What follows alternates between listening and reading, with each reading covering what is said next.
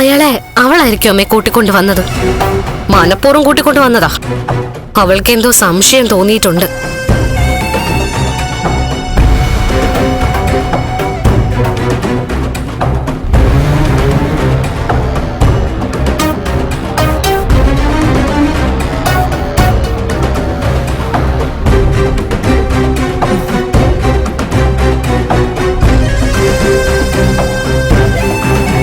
Sir ഇരിക്ക. വേണ്ട, ഞാൻ ഇറങ്ങാൻ പോവുക. ആട്ടെ, ഞാനൊരു കാര്യം ചോദിച്ചോട്ടെ. കണ്ണന്റെ കുട്ടിക്കാലത്ത് കണ്ണനെ നോക്കിയത് കണ്ണന്റെ അമ്മയാണെന്നല്ലേ പറഞ്ഞത്? അതെ, ഞാനേ എന്റെ മോനെ പൊന്നുപോലെയാ നോക്കിയിരുന്നത്. അലോപ്പതി ട്രീറ്റ്മെന്റ് ഒക്കെ കഴിഞ്ഞതിന് ശേഷം എന്നാണ് ആയുർവേദത്തിലേക്ക് കടന്നത്? അത് ആക്സിഡന്റ് ഉണ്ടായ ഒരു 1.5 വർഷത്തിന് ശേഷം ആയുർവേദത്തിലേക്ക് കടന്നു. അതെ അതെ അതെ. അമ്മയ്ക്ക് അതൊന്നും ഓർമ്മയില്ലല്ലേ? മോൻ പറഞ്ഞതാ ശരി. അന്ന് ഈ ആയുർവേദ മരുന്നൊക്കെ മിക്സ് ചെയ്ത് കൊടുത്തോണ്ടിരുന്നത് എന്താ പേര് പറഞ്ഞത്? ദുർഗ. ദുർഗ. ആ, ദുർഗയായിരുന്നോ? അതെ. പിന്നെ എന്റെ ആങ്ങളെയുണ്ട്, മോന്റെ അമ്മാവനെ. ചേട്ടനായിരുന്നു എല്ലാത്തിനും മുൻകൈ എടുത്ത് ഓടി നടന്നിരുന്നത്. ഈ പറയുന്ന ചേട്ടൻ എന്താ ജോലി? അമ്മാവൻ ഞങ്ങളുടെ കമ്പനിയിലെ സൂപ്പർവൈസറാ. അത് അച്ഛനുള്ള കാലം മുതലേ അമ്മാവൻ കമ്പനിയിലുണ്ട്. ആ ബന്ധത്തിന് പുറത്താ എന്റെ അമ്മ മരിച്ച ശേഷം അമ്മാവൻ ദേ ഈ അമ്മയെ എന്റെ അച്ഛന് കൂട്ടായി വിട്ടത്. ഓ, അത് ശരി. അതൊക്കെ അവിടെ നിൽക്കട്ടെ. അന്ന് ഏത് ആയുർവേദ ഹോസ്പിറ്റലാ പോയിക്കൊണ്ടിരുന്നത്?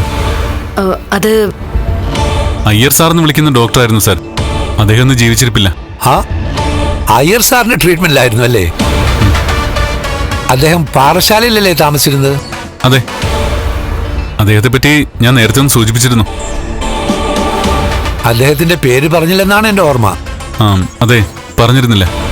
ആയുർവേദവും ചില നാട്ടുചികിത്സയൊക്കെ നടത്തിയെന്ന് മാത്രമേ കണ്ണൻ എന്നോട് പറഞ്ഞിട്ടുള്ളൂ. അയ്യർ സാറിനെ പോലൊരാൾ ചികിത്സിച്ചിട്ടും പുരോഗതി ഉണ്ടാവാത്ത സ്ഥിതിക്ക് ഇനി എനിക്ക് എന്ത് ചെയ്യാനാവുമെന്നാണ് ഞാൻ ആലോചിക്കുന്നത്.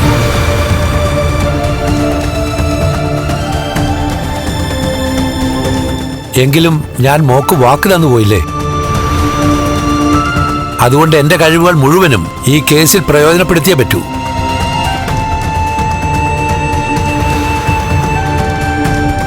അല്ല, ഈ ആയുർവേദ ട്രീറ്റ്മെന്റ് എത്ര കാലം തുടർന്നു? ഒരു 2-3 വർഷം മുന്നോട്ട് പോയിട്ടുണ്ടാവും. അതിനുശേഷം പിന്നെ മോൻ തന്നെയാ പറഞ്ഞത് ഒന്നും വേണ്ടാന്ന്. പിന്നെ എത്ര മരുന്ന് കൊടുത്താലും മോൻ കുടിക്കില്ലായിരുന്നു. ഈ 3 വർഷം എന്ന് പറയുന്നത് ഒരു വലിയ കാലയളവാ. അത്രയും നാൾ എടുത്തിട്ട് കണ്ണന്റെ ഒരു വിരൽ പോലും ചലിച്ചില്ല അല്ലേ?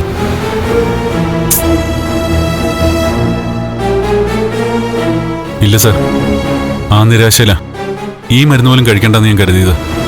അലോപ്പതിക്ക് ശേഷം ഒരു 6-7 മാസം ഹോമിയോ നോക്കിയതാ. അതെല്ലാം കഴിഞ്ഞിട്ടാ ആയുർവേദം നോക്കിയത്. ഈ അയ്യർ സാറിന്റെ അടുത്ത് ട്രീറ്റ്മെന്റിന് പോയ സമയത്ത് അവിടെ കിടത്തി ചികിത്സിച്ചിട്ടുണ്ടോ കണ്ണനെ? കുറച്ചുനാൾ ഞാൻ അവിടെ കിടന്നിരുന്നു. അന്ന് കണ്ണന് കൂട്ടുകിടന്ന ആരാ? അയ്യോ, ഞാനും എന്റെ ഏട്ടനും തന്നെയാ സാറേ. ഒരു 4-5 മാസം ഞാൻ അവിടെ കിടന്നു. അതിനുശേഷം പിന്നെ വീട്ടിൽ തന്നെ ആയിരുന്നു ചികിത്സയൊക്കെ. എന്റെ അവസ്ഥ അറിയാവുന്നോണ്ട് അതേ ഇടയ്ക്കിടയ്ക്ക് ഇങ്ങോട്ട് വരുമായിരുന്നു. നല്ല മനുഷ്യപ്പറ്റുള്ളൊരു ഡോക്ടറായിരുന്നു സാറേ. അദ്ദേഹത്തെ പറ്റി എന്നോട് പറയണ്ട. പലപ്പോഴും അദ്ദേഹത്തിന്റെ ഉപദേശം തേടി ഞാൻ പോയിട്ടുണ്ട്.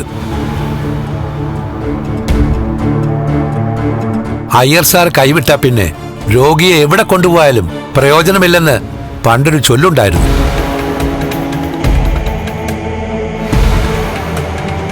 ഞാനും അദ്ദേഹത്തിന്റെ ഒരു ശിഷ്യനാണ്. ശിഷ്യൻ എന്ന് പറയുമ്പോ അദ്ദേഹം എന്നെ പഠിപ്പിച്ചിട്ടൊന്നുമില്ല കേട്ടോ. എങ്കിലും അദ്ദേഹത്തിന്റെ ഉപദേശങ്ങൾ തേടി ഞാൻ ഇടയ്ക്കിടെ പോകുന്നുണ്ടായിരുന്നു. അങ്ങനെയുള്ളവരെയും ഗുരുവായിട്ട് തന്നെ കാണാമല്ലോ. അപ്പോഴേ എന്നെ കൊണ്ടുവിടുന്നില്ലേ? വിടാം സർ. ഡ്രൈവർ മാത്രം വന്നാ മതിയായിരുന്നു. എങ്കിലും ചില കാര്യങ്ങളൊക്കെ മോളെ പറഞ്ഞ് മനസ്സിലാക്കേണ്ടതുണ്ട്. അതുകൊണ്ട് മോളെ കൂടെ ഞാൻ കൊണ്ടുപോവുക. എന്താ കണ്ണും വരുന്നുണ്ടോ? ഏയ് ഇല്ല. എന്നാ പിന്നെ പോയിട്ട് വരാം. ശരി, പോയിട്ട് വരാം.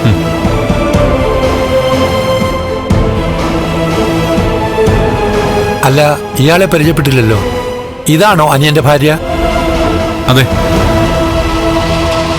എന്നാ പിന്നെ നമുക്ക് പോകാം. ആ